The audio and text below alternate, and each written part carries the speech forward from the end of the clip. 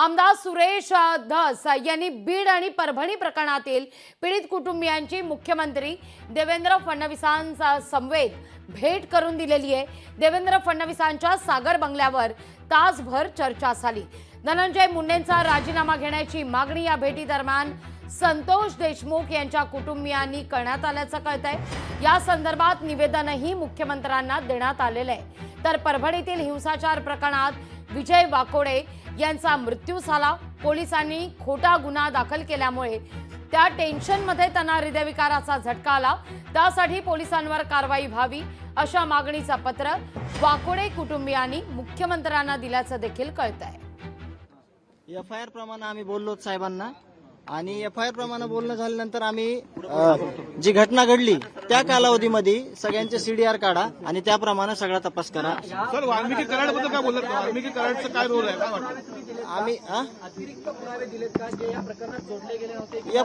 FIR बद्दल माझं बोलणं झालंय। वाल्मिकी कराडबद्दल तुम्ही काय बोलत? आम्ही जे एफआयआर आहेत सगळे 28 मे पासूनचे ते सगळे त्यांना दिले।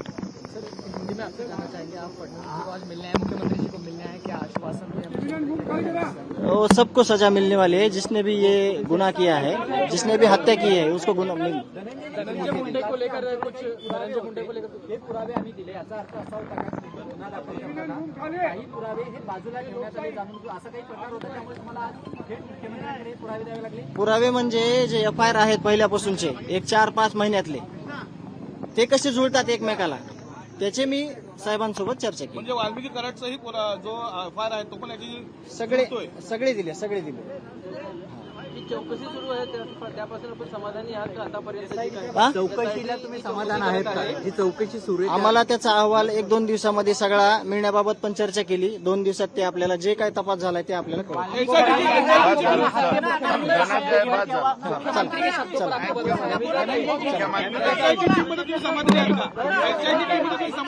मला ज्या बदल करायचे ते सांगितले, जे बदल करायचे सांगितले।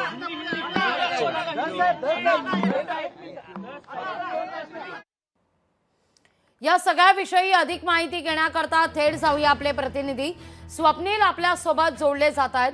स्वप्नील, आपण पाहतोय धनंजय देशमुख यांनी आता भेट घेतलेली आहे मुख्यमंत्री देवेंद्र फडणवीसांची आणि आरोपीला सोडणार नाही असं मुख्यमंत्री आश्वस्त करतायत। काय घडलंय नेमकं भेटीत? काय निवेदन देण्यात आलेलं आहे? केवळ धनंजय देशमुख यांनीच नाही तर वाकोडे कुटुंबियांनी सुद्धा मुख्यमंत्र्यांची भेट घेतली आहे। तासभर झालेल्या या बैठकीत नेमकं काय ठरतंय?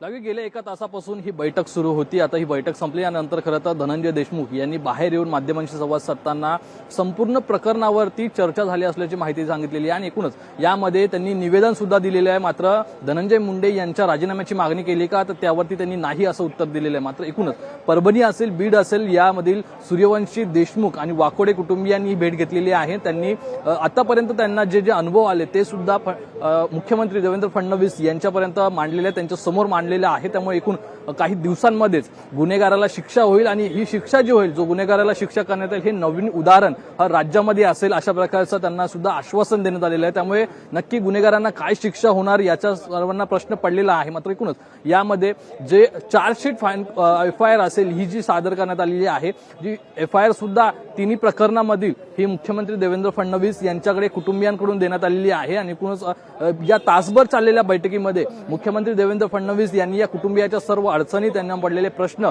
आणि त्यांना आलेला अनुभव एकूणच ऐकून घेतलेला आहे। त्यामुळे यावरती आता नक्की काय कारवाई केली जाते आणि मुख्यत्वे यामध्ये जे आरोपी आहेत त्यांच्यावरती काय कारवाई होते हे पाहणं महत्त्वाचं आहे। मात्र जो दबाव या ठिकाणी धनंजय मुंडे यांच्या राजीनाम्यासंदर्भात वाढताना पाहायला मिळतोय, त्यावरती नक्की काय कारवाई होते हे पाहणं महत्त्वाचं ठरणार आहे। लागवी निश्चित। स्वप्नील, तुर्तास धन्यवाद तुम्ही दिलेल्या एकूणच या सविस्तर माहिती करता। लोकशाही मराठी ऐका, पहा, जागरूक रहा।